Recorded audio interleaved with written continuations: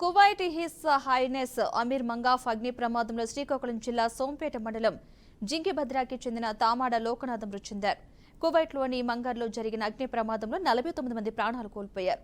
వీరిలో 45 మంది భారతీయులు కాగా 3 ఫిలిప్పీన్స్కు చెందిన వారు ఉన్నట్లుగా అధికారులు తెలిపారు. భారతీయుల్లో శ్రీకాకుళం జిల్లా జింకిభద్రకు చెందిన యువకుడు కావడంతో ఆ గ్రామంలో విషాదం నెలకొంది.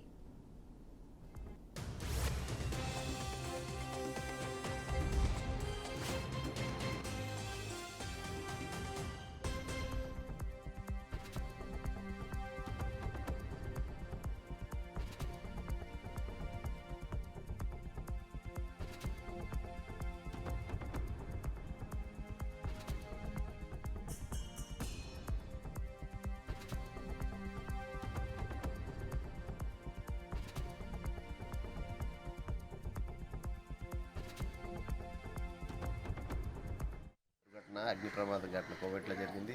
అందులో మా ప్రాంతవాసి అయినటువంటి తామాడ లోకనాథం గారు మరణించడం జరిగింది. ఎందుకంటే చాలా దురదృష్టకరమైన విషయం. ఎందుకంటే ఆయన మొన్నటి వరకు ఊర్లోనే ఉన్నట్టున్న వ్యక్తి ఏ రోజైతే అక్కడ చేరుకున్నారో ఆ రోజు ఈ దుర్ఘటన జరగడం, ఆయన అందులో ప్రాణాలు కోల్పోవడం జరిగింది. మరి అది అత్యంత బాధాకరమైన విషయం, విషాదకరమైన విషయం. ఎందుకంటే వాళ్ళ కుటుంబంలో ఆ వ్యక్తి వాళ్ళే ఉపాధి ఉంది. మరి అటువంటి కుటుంబానికి పూర్తిగా వెన్నుదన్ను లేకుండా పోయింది ఈరోజు.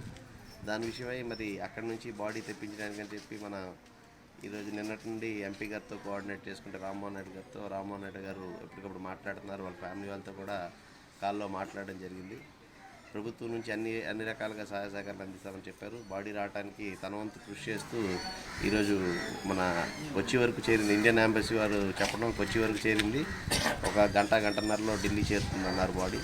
అక్కడి నుంచి ఎక్కడ స్టేట్స్కి ఆ స్టేట్స్కి సంబంధించిన ఏర్పాట్లు ప్రభుత్వం వారు చేస్తున్నారన్నారు. దానిలో రామ్మోహన్ రెడ్డి గారు చెప్పడం జరిగింది. మరి అక్కడి నుంచి వచ్చేటప్పుడు వైజాగ్ వచ్చినాక ఢిల్లీ నుంచి అంటే వైజాగ్లో కలెక్టర్ గారితో మాట్లాడి ఇంటి వరకు వచ్చే ఏర్పాట్లు కూడా చేస్తున్నారు. కాబట్టి వాళ్ళందరికీ ప్రత్యేక ధన్యవాదాలు. అలాగే కాకుండా వారి కుటుంబానికి ప్రభుత్వం నుంచి అన్ని విధాలు ఆదుకోవాలని చెప్పి ఈ కోవాటి దుర్ఘటనలో మరణించిన వ్యక్తి తామాడ లోకనాథం గారు, స్వయాన మా బామ్మర్ది గారు.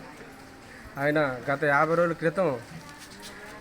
క్రితం ఊరు వచ్చారు. సంబరాలని, ఎలక్షన్లని దాని పని మీద వచ్చి అతను సెలవులు ముగించగానే మొన్న జూన్ 5వ తారీఖున ట్రైన్ ఎక్కి అక్కడ హైదరాబాద్లో దిగి గత 4 రోజులు అక్కడ ఉండి 11వ తారీఖు 8:45 ఫ్లైట్ ఎక్కి 11:20 కువైట్లో దిగి నాకు మెసేజ్ పెట్టారు 12:30 బాబా నేను చక్కగా దిగిపోయాను, రూమ్లో ఉన్నాను, తెల్లవారు కాల్ చేస్తానని చెప్పి అదే మాకు ఆఖరి మాటగా మాకు నిలిచిపోయింది.